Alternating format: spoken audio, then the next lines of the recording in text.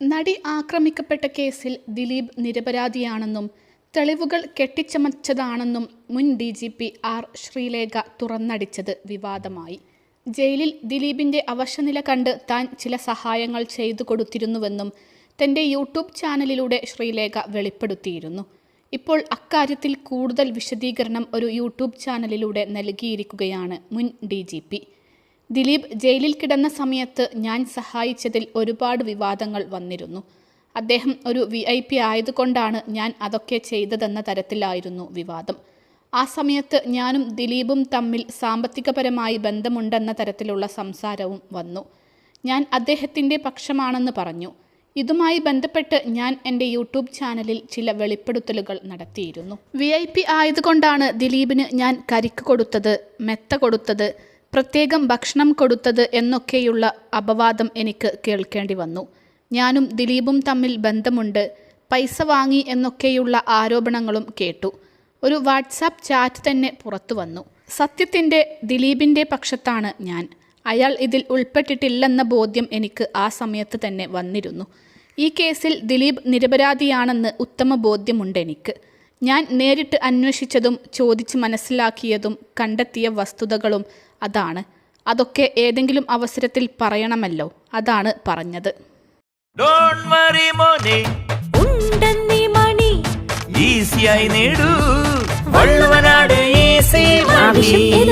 പണം ഞങ്ങൾ തരും. ചാനലിലൂടെ ഇതൊക്കെ വെളിപ്പെടുത്തുമ്പോൾ ഇപ്പോൾ ഇതൊക്കെ പറയണോ എന്ന ചിന്ത ഉണ്ടായിരുന്നു. കേസ് തീരാൻ കാത്തു നിൽക്കണോ എന്നായിരുന്നു ആലോചന. എന്നാൽ ഈ കേസ് തീരാൻ പോകുന്നില്ലെന്ന് എനിക്ക് അറിയാമായിരുന്നു. കാരണം തീർന്നാൽ ചീട്ടുകൊട്ടാരം പോലെ ഈ കേസ് പൊളിയും. അതുകൊണ്ട് ഉൾവിളി വന്നപ്പോൾ ആണ് ഞാൻ തുറന്നു പറഞ്ഞത്. വെളിപ്പെടുത്തലിന് പിന്നാലെ എന്നെ ചോദ്യം ചെയ്യും, ഞാൻ കേസിൽ പ്രതിയാകും എന്നൊക്കെ കേട്ടു. പക്ഷേ ഒന്നും ഉണ്ടായില്ല. കാരണം ഞാൻ പറഞ്ഞത് സത്യമാണെന്ന് അവർക്ക് അറിയാമായിരുന്നു. എൻ്റെ മുൻപിൽ വരുന്ന കേസുകളിലെല്ലാം തന്നെ മറുഭാഗം ഞാൻ കാണും. ഇരയുടെയും പ്രതിയുടെയും ഭാഗത്ത് നിന്ന് നോക്കിയാലേ കുറ്റത്തെക്കുറിച്ചുള്ള പൂർണ്ണ ചിത്രം കിട്ടൂ എന്ന ബോധ്യം എനിക്കുണ്ട്. ദിലീപിൻ്റെ കേസിലും അതാണ് ഞാൻ സ്വീകരിച്ചത്. ഒരു പെൺകുട്ടി പീഡിപ്പിക്കപ്പെട്ട സംഭവത്തിൽ ഞാൻ അവൾക്കൊപ്പമാണ് നിൽക്കേണ്ടത്. ദിലീപിനെ അവശനിലയിൽ ജയിലിൽ കാണുന്നതുവരെ ഞാൻ അങ്ങനെ തന്നെയാണ് നിന്നത്. കേസിനെക്കുറിച്ച് പഠിച്ചപ്പോഴാണ് എനിക്ക് മനസ്സിലായത്. ഒരു DIG ആണ് പറഞ്ഞത് ദിലീപിനെതിരെ നമ്മൾ തെളിവുകൾ ഉണ്ടാക്കിയതാണെന്ന്. അവിശ്വസനീയമായിരുന്നു അത്. ദിലീപിൻ്റെ കാര്യത്തിൽ മുഖ്യമന്ത്രി ഉൾപ്പെടെ ഉള്ളവരോട് നേരിട്ട് കാര്യം ബോധിപ്പിച്ചിരുന്നു. ഞാൻ പറയുന്നത് ശരിയാണെന്ന് അവർക്കറിയാം. പക്ഷേ അവർ അത് അംഗീകരിക്കാൻ തയ്യാറായിരുന്നില്ല. കേസ് നടക്കട്ടെ എന്ന മട്ടിലാണ്.